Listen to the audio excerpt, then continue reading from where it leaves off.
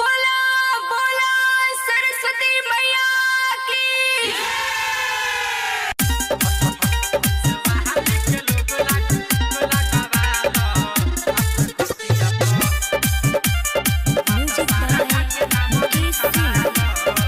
माता शारदा के नाम लिखवालो अपना कोपिया प हमसे वाली के लोगो लगावालो अपना कोपिया प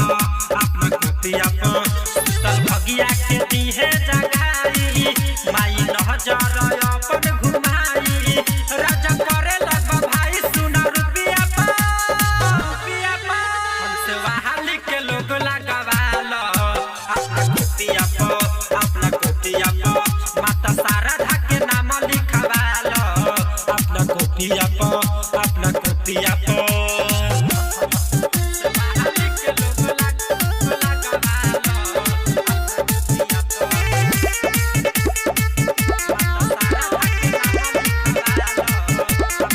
हमर भाई कर माई के पूजाई रखउन का तू विश्वास हो दिह सफल कराई जे भी शरण में जाई बन जाई मैया के खास हो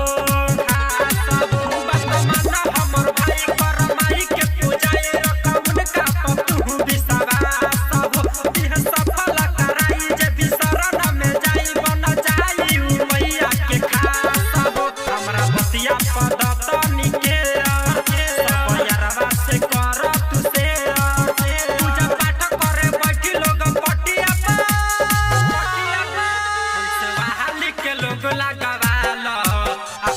अपना कोपिया प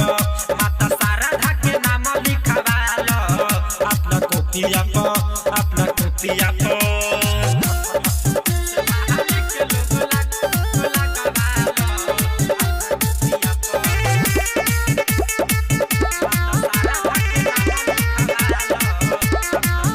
हरि विद्या के दाता सुन सरस्वती माता सब पूजत सिरवा नवाई हो अब कर जनी लेट ना तो होई नहीं भेट हम चल जाएम सुनाए भाई हो